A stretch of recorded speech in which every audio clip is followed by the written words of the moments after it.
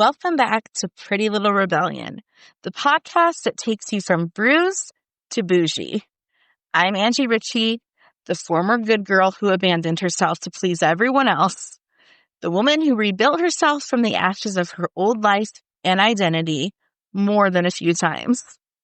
I've lived through trauma, narcissistic abuse, strokes, and losing everything I thought made me me. And now I help women like you heal from trauma, get the fuck out of survival mode, reclaim your voice, style, identity, and power, and transform your entire motherfucking life into the one you've dreamed of. Today's episode is a question I know has been haunting you.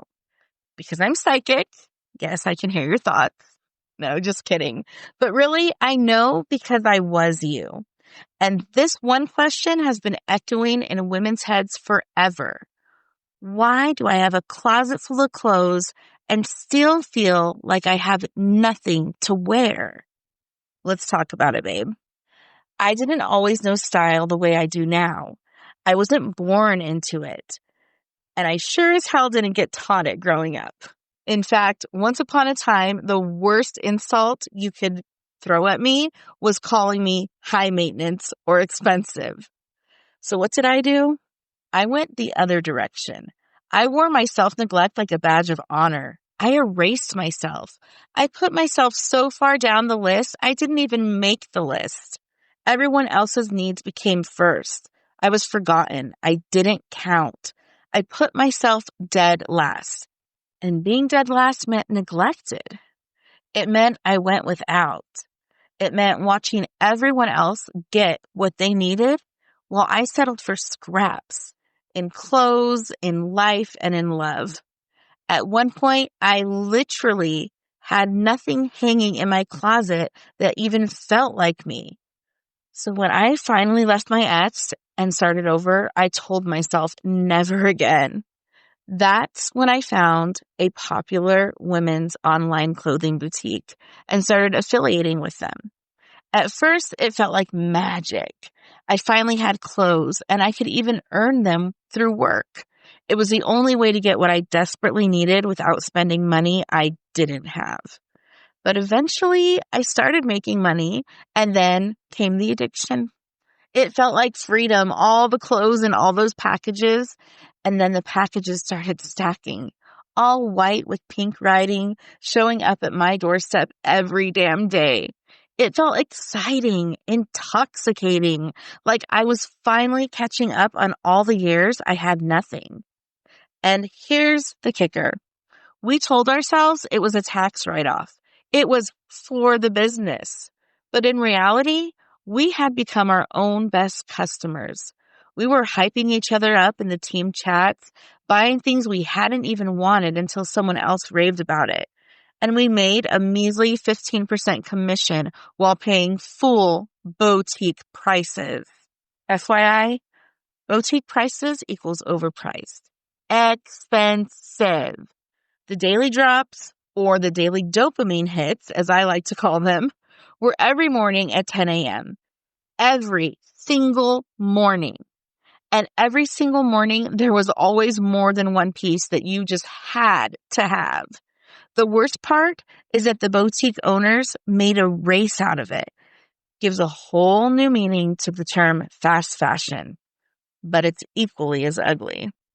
So the gates opened at 10 a.m. with new releases or restocks, and if you didn't move fast, the things that you had your heart set on sold out, and you missed out. And if you missed out, you had to wait for it to get restocked, which created even more pressure to buy.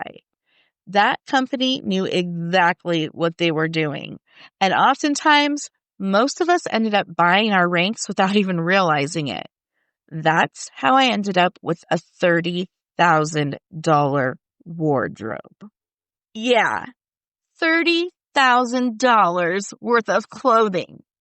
But here's the kicker. It didn't match. It didn't mix. It didn't reflect my style or my life. It didn't even equal a full wardrobe because I didn't know how to build one yet. I was just buying it all. It was just stuff. Some of it was never even worn. Some was tagged still on. Some I only tried on once for the camera so I could show it off. Because if I could describe it, I could sell it. The fit, the feeling of the fabric on my skin, the size I was wearing, and my own stats so they could compare and get it for themselves in the right size the first time. If I could take the risk out of online shopping and convince them that it's easy to buy clothes without trying them on first and alleviate that fear of having to do a return, then I could sell the hell out of it. And then I took it off and shoved it to the back of my closet if I wasn't in love with it. Since I already had plenty to choose from now that I did love, I hadn't yet learned that if I wasn't in love with it, if it wasn't a hell yes, it was actually supposed to be a hell no for my wardrobe. Why?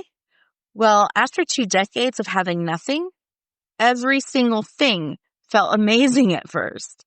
And I wasn't just buying, I was hoarding out of fear because just months before I had nothing.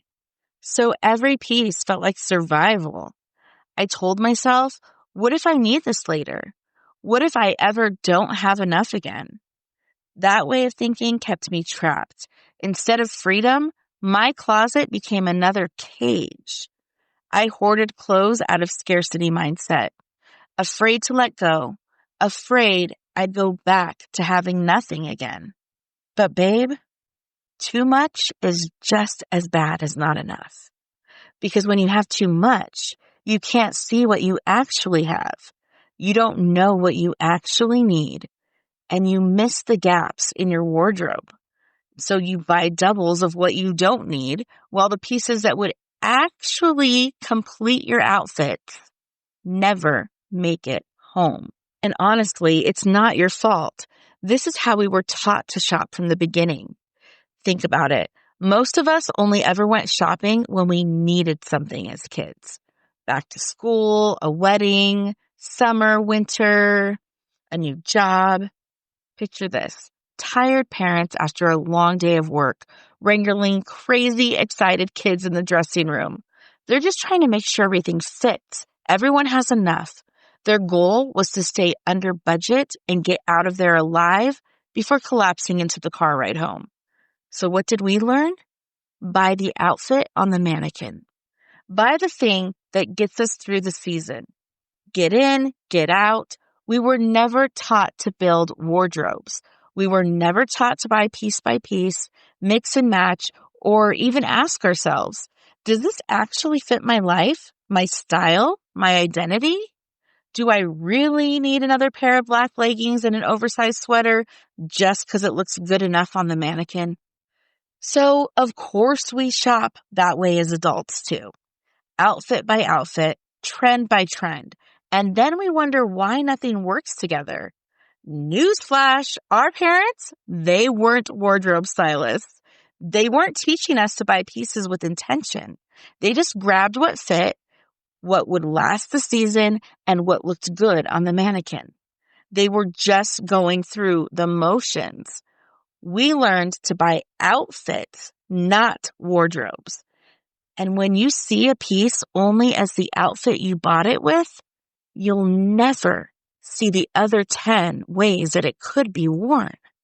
That's why when women hire stylists, they think we're like magicians or something. Because with fresh eyes, we see combinations they've been blind to for years. It's not magic, it's perspective. Here's the real problem with boutique culture.